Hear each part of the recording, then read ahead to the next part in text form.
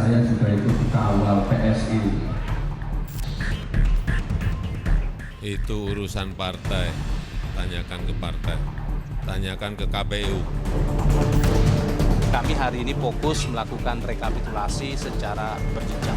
Dan mengenai hasil perolehan suara peserta pemilu, nanti pada waktunya paling lambat 35 hari setelah hari pemungutan suara kami akan umumkan.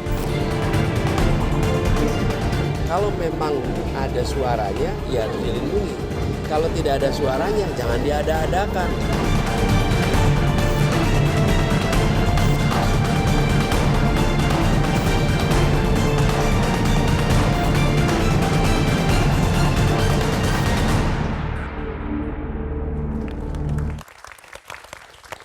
Terima kasih Anda masih bersama kami di Political Show dan kita akan lanjutkan perbincangan kita dengan para narasumber.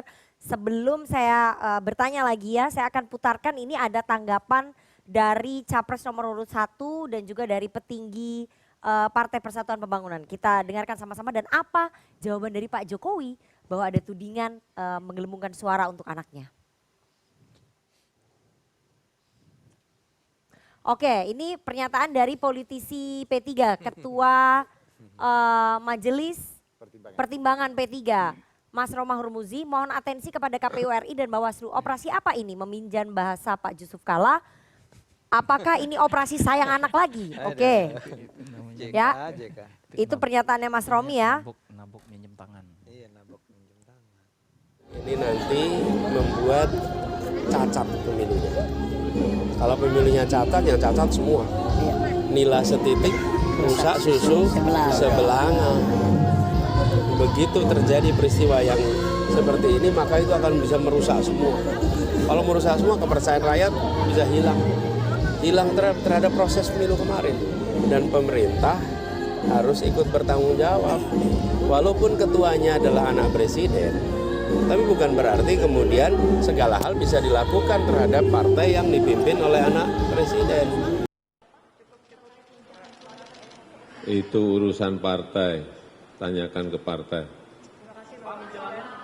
tanyakan ke KPU. Menjelang DPR reses, Pak, hak angket masih bergulir, isunya seperti apa, Pak? Apa bakal menerima seperti ini? Itu urusan DPR, silakan ditanyakan ke DPR. Oke, saya mau langsung ke Bang Ade ya. Bang Ade, itu tadi ada tudingan dari petinggi P3 bahwa apakah ini operasi sayang anak. Terus kemudian tadi Capres nomor 1 Anies Baswedan mengatakan bahwa pemerintah harus tanggung jawab nih. Meskipun partainya anak presiden tapi kan nggak bisa semena-mena. Terus presiden bilang tanya ke DPR, tanya ke KPU, tanya ke Parpol. Ini tanggapannya PSI gimana? Ya kurang lengkap tadi Rif. Itu kan harus disebut aslinya tuh kalimat partai sayang anak ya. Tadi apa namanya? Operasi sayang anak. Operasi sayang anak itu dari Ya. Yusuf Kalla. Ya, dikutip sama Mas Romi. Dikutip oleh Mas Romi. Kita bisa baca lah itu dari siapa yang bicara, apa kepentingan politiknya, di mana posisi dia dalam berhadapan dengan Pak Jokowi. Ya wajar-wajar aja lah cara menjelek-jelekan Pak Jokowi itu memang selalu dilakukan oleh mereka kan, termasuk oleh Mas Anies kan.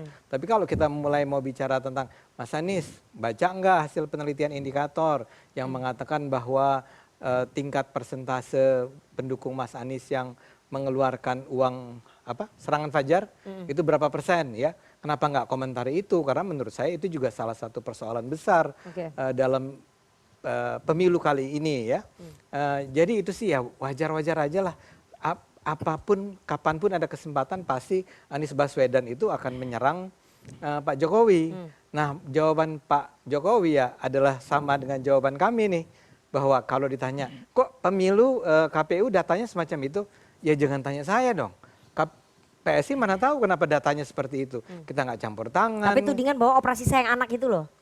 Ya itu kan operasi sayang anak itu datangnya tuduhannya dari orang yang namanya Yusuf Kalla. Tapi kan dikutip oleh Mas Romi, berarti kan Mas Romi membenarkan itu Ya, sebagai partainya yang sedang. Ada teman dari Iya P3 makanya saya nggak juga nanya nih. sama Mas Amir, saya nggak tanya sama Pak Amir, saya tanya ke Bang Ade. Berarti kan Mas Romi mengamini pernyataannya Pak JK karena merasa partainya. Coba ulang, tadi pertanyaan dia adalah gini, KPU gimana nih tuduhannya Yusuf Kalla, dia nggak bilang bahwa ada operasi sayang anak, dia cuman bilang, Mas Romi cuman bilang, mengutip pernyataannya Pak Yusuf mengutip Kalla. pernyataan JK, ini ada operasi sayang anak, benar nggak sih?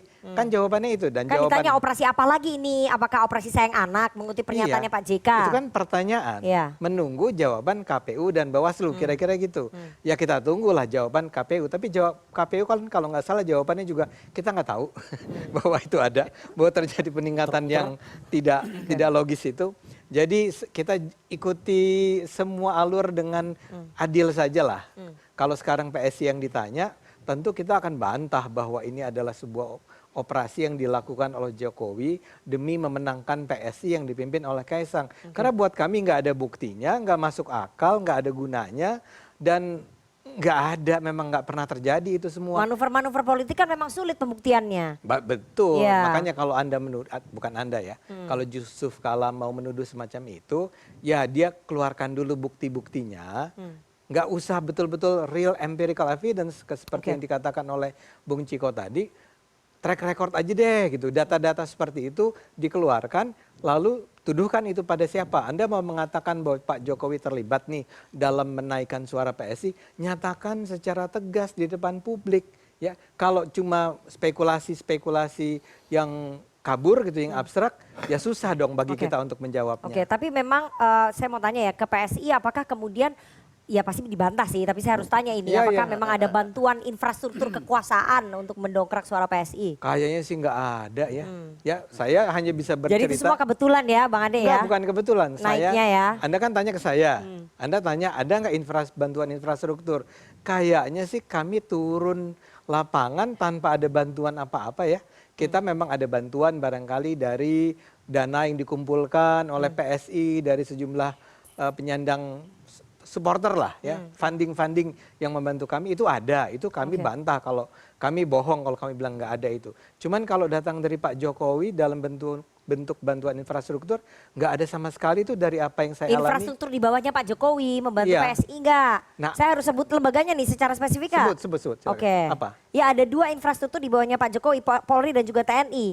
Itu Wah, kalau ada itu nggak membantu ada nggak? itu. Kalau itu nggak ada, saya Membantu nggak mendongkrak suara nggak, PSI? sama sekali saya. Nggak ada. Kalau itu saya sama sekali. Lagi-lagi saya punya keterbatasan pengetahuan ya. Yang saya tahu adalah apa yang saya alami, teman-teman saya alami, dan itu bukan teman-teman di daerah ya, teman-teman di Jakarta, teman-teman mungkin di Surabaya dan seterusnya.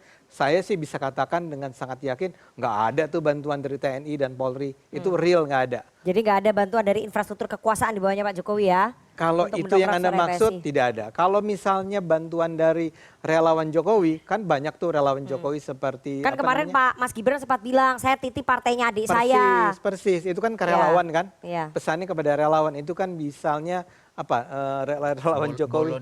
Bolone Mase atau Iya. apalah ya saya bahkan lupa yang dipimpin oleh Menkominfo atau apa? Ya Projo. Projo Iya. ya. Itu Projo iya, jadi Projo Ya itu kan irisan memang- dengan kekuasaan sangat kuat itu. Bukan Projonya ya. Projonya itu memang membantu dalam artian menyampaikan pesan-pesan PSI kepada publik. Oke. Ya. Tapi kalau sampai Anda sebutkan infrastruktur ya. Kalau infrastruktur sih saya akan Ya. bilang kepada publik Oke. nggak ada itu. Nggak ada. Oke, saya mau ke Pak Amir ya. Pak Amir, sebagai pihak yang dirugikan, apakah kemudian P3 mempertimbangkan untuk menggulirkan investigasi ataupun penyelidikan soal itu tadi, turunnya suara P3 melalui hak angket? Saya mau sampaikan begini, sebenarnya kami tidak merasa dirugikan ketika melihat bahwa posisi P3 dari hasil rekap kami itu aman. Tapi begitu turun dalam posisi si rekap yang menjadi konsumsi publik itu kami shock juga. Ya. Artinya kami melihat, wah ini ada apa? Kok tiba-tiba suara P3 turun? Pada saat bersamaan kebetulan PSI naik. Sehingga kalau kebetulan ada beberapa teman yang kemudian mengatakan, wah jangan sampai digeser ke sana. Itu belum bisa kita buktikan. Tapi kan sempat ada ngomong nih, apa perlu hak angket nih, petinggi P3 udah ngomong kalau kayak hak angket gitu. kita belum bahas sampai saat ini. Artinya di internal P3 belum pernah kita bahas. Apalagi sampai sekarang kan kita masih dalam masa reses. Sementara kalau urusan hak angket itu kan di praksi. Praksi belum pernah ada pertemuan. Jadi kita belum bisa mengatakan bahwa P3 bagaimana ke depan itu belum ada. Saya juga sebagai ketua praksi pun belum pernah berpikir itu karena yang kita jaga sekarang suara kita. Jangan sampai turun lagi. Pada posisi kita sudah. Nanti kalau turun lagi gimana? Teriak lagi. Teriak lagi, terus kemudian hak angket Nah, aja kalau gitu. sekarang kan sudah terjadi rekapitulasi di semua tingkatan, di tingkat bawah sampai bahkan sudah di kabupaten selesai. Artinya kami punya data yang sudah cukup bagus. Kecamatan hampir semua selesai. Data itu sudah ada sama kami. Sekarang kabupaten juga sudah hampir sebagian selesai.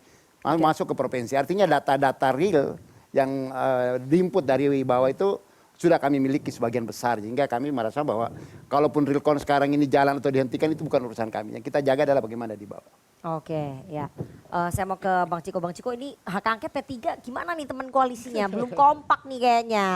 Tadi nggak salah juga apa yang disampaikan, kan ini kan urusan fraksi. Fraksi sampai hari ini juga belum duduk secara formal untuk membicarakan. Tapi kalau di PDI Perjuangan sendiri tentunya kami sudah mempunyai sikap untuk solid menggulirkan hak angket ini. Jadi, tapi hak angket perjalanannya kan kita tinggal tunggu aja kapan tanggal mainnya ya kan, Oke. karena semuanya sedang dipersiapkan dengan matang dan kita juga lagi mengukur lah secara matematika nih kan berapa partai-partai yang betul-betul akan terlibat, akan ikut ya kan, supaya di paripurna juga ini enggak hilang tengah jalan dan lain-lain, supaya jangan dianggap menjadi gimmick gitu. Jadi artinya kita harus betul-betul serius mempersiapkannya.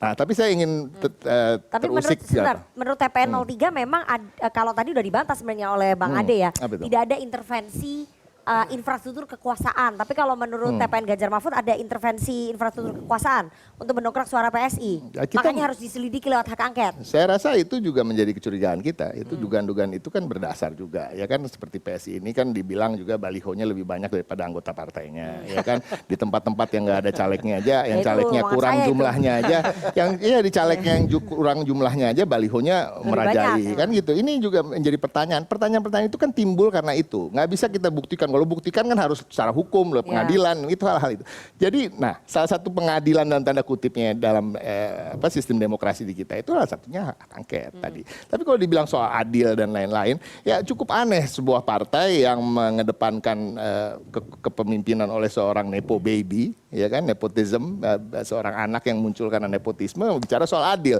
Ini kan juga kita menjadi pertanyaan, itu loh menjadi pertanyaan. Tapi saya cukup percaya, sekitar 70% saya punya tingkat kepercayaan apa yang disampaikan oleh Bang Ade. Kalau Bang Ade ini sebenarnya orang baik kan, jadi artinya emang nggak mau nih? curang dia. Oh, Dia dianya bukan nggak mau tipe-tipe curang. orang yang mau curang Tapi gitu. Kalau yang saya katanya- kenal ya, nggak Iya. tahu dalam waktu beberapa bulan ini memang banyak perubahan-perubahan. Oh, dari iya, dia. iya, iya, Tapi iya. maksudnya mungkin dia memang nggak tahu ada permainan-permainan dari aparat Masa yang nggak tahu? bisa jadi ya kan, Caleg mungkin Grace sama partai. Sheryl yang tahu ya kan Oke. gitu. Mumpung nggak ada di sini kita Mumpung nggak lempar ada di namanya sini. ya kan. Oke. Nah, Aduh, artinya maaf itu ya, Sheryl.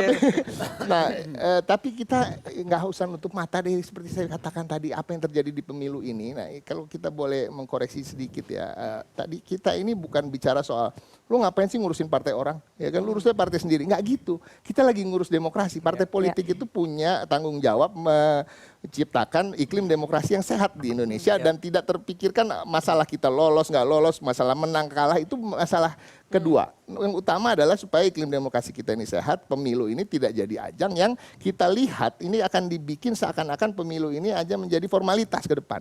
Jangan sampai itu. Jadi formalitas saja digelar pemilu, keluarin duit A B C D E F G, sistemnya dibikin, tapi ya udah kita udah tentukan pemenangnya siapa. Jangan sampai begitu. Nah, ini yang kita harus perhatikan. Dan itu akan dan itu ingin diselidiki oleh TPN Ganjar Mahfud oleh PDI Perjuangan melalui hak angket ya. Salah satunya begitu. Oke. Salah satunya. Oke, saya mau ke Bang Rey. Bang Rey, apakah mungkin ya bisa ada intervensi infrastruktur kekuasaan meskipun tadi sudah dibantah oleh Bang Ade tapi diamini oleh Mas Ciko kemungkinannya begitu ya. Operasi intervensi dari infrastruktur kekuasaan untuk menggelembungkan suaranya cukup banyak kalau misalnya digelembungkan itu 1,8 juta suara, itu bisa nggak itu? Kalau saya sih di politik Indonesia itu menurut saya lebih tepat mendahulukan suuzon ketimbang suzon gitu. Oke. Lebih tepat curiga dulu Ya. ketimbang yakin dulu ya kan. Apalagi akhir-akhir ini misalnya presiden mengatakan anak saya belum cukup usia, lanjut terus ya kan. Ada anak yang baru 2 hari jadi anggota lalu ketua umum gitu kan. Emang lebih daripada kita merasa bahwa husnuzon itu kekeliruan, lebih baik zuzon sekarang gitu. Ya kan? Karena banyak sekali husnuzon yang membuat kita keliru lihat orang gitu kira-kira. Nah, itu penting menurut saya. Jadi itu penting untuk mengetahui yuk ini enggak aja. Jadi dasar berpikirnya adalah curigai orang sampai bisa dibuktikan bahwa iya benar. Gitu loh kira-kira tuh. Di politik Indonesia tuh gitu. Curigai semua orang sampai bisa dibuktikan bahwa ia adalah benar. Dan bukan yang sebaliknya. Semua orang baik sampai bisa dibuktikan bahwa ia salah gitu.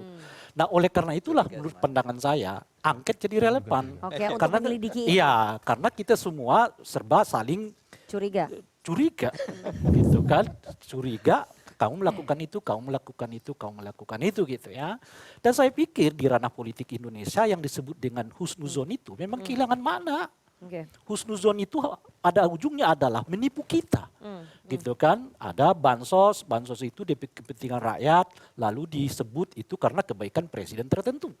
Nah kita husnuzon, mungkin memang begitu baiknya. Ujung-ujung dari husnuzon itu makin lama makin terdegradasi moralitas dari demokrasi kita gitu.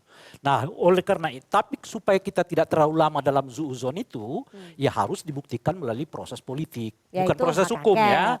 Nah proses hukum itu beda lah dengan proses politik. Kita nggak bisa membuktikan, oh ini ada dua barang bukti secara fisik, ya enggak.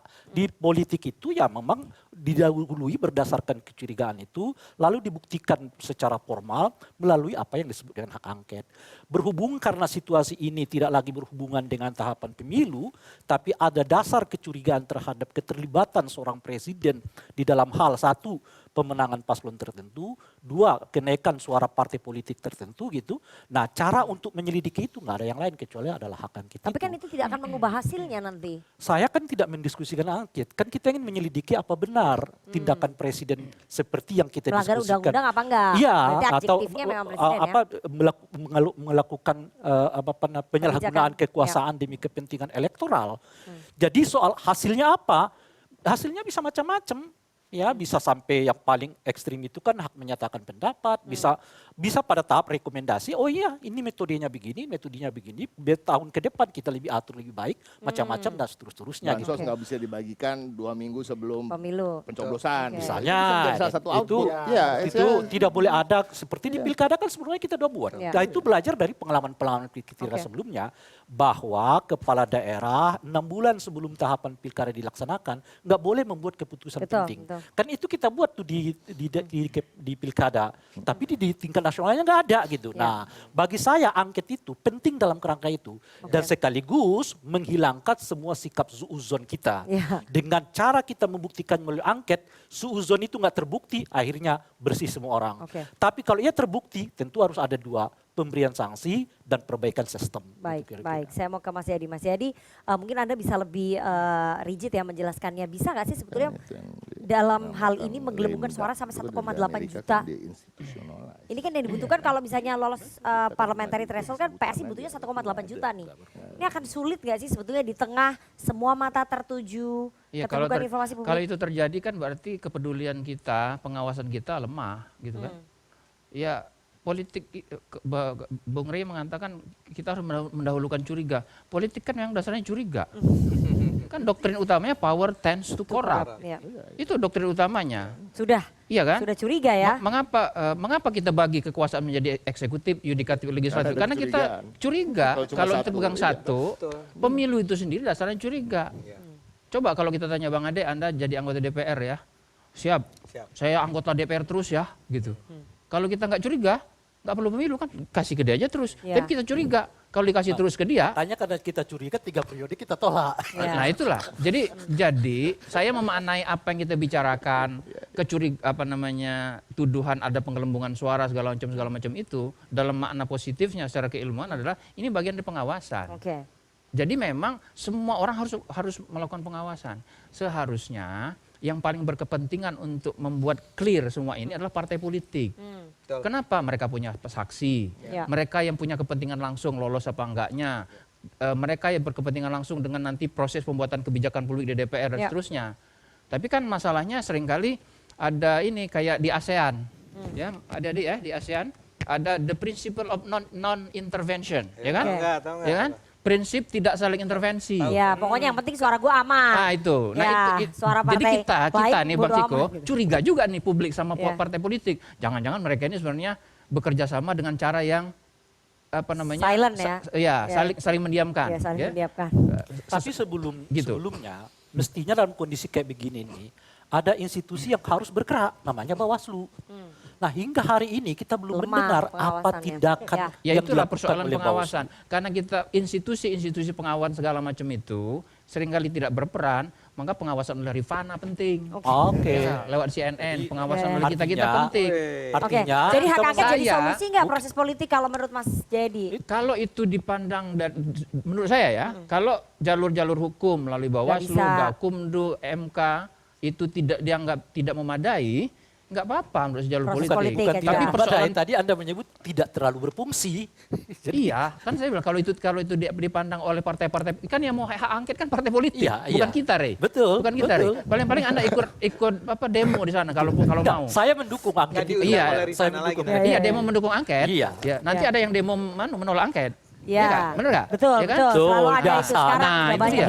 Ya oke lah itu, Oke. oke. Jadi kalau itu semua dipandang hal-hal formal yang ada, yang sudah disediakan, channel-channel itu, ada Gakumdu, ada Bawaslu, ada MK, dianggap tidak memadai, ya sudah masuk ke proses politik. Nah, proses politik itu persoalannya adalah siapa dukung siapa, kan gitu. Kan intinya itu aja. Kembali lagi ke partai politik. Soal tuduhannya bagaimana, dasar tuduhannya bagaimana segala macam, itu kan second thing. The first thing is adalah siapa yang mendukung siapa. Iya, iya. Kalau misalnya PDI menggulirkan hak angket, oke. P3 enggak. Gimana gitu. Kalau PDI menggulirkan hak angket misalnya, Nasdem enggak? Atau PKB enggak? Gimana? Kan gitu. Jadi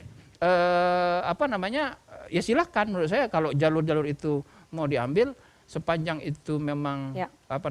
bisa Baik. membangun mengurangi kecurigaan publik yang sekarang membesar. Proses politik bisa ditempuh. oleh Ya, hak termasuk tadi yang 31% curiga Iya. pemilunya curang kan gitu. Nah, itu harus dijawab tuh angket. Oke. Dan oleh antara lain para penyelenggara negara termasuk Oke. partai politik. Oke, berarti salah satunya kalau misalnya jalur hukum nggak bisa ditempuh, bisa Bukan. lewat jalur politik Kalau saya melalui melihatnya hak bukan angket. begitu. Ini Oke, bukan persoalan. tahan dulu Tunggu Bang dulu. Rey. Jalur Kita hukum harus itu break ada nih. mekanismenya. Break dulu. Oh begitu ya. Iya, nanti mungkin nanti saya kasih kesempatan ya. Kesempatan pertama Ray Rangkuti. Iya, tapi kita harus jeda terlebih dahulu. Jangan kemana-mana, tetap bersama kami di Political Show.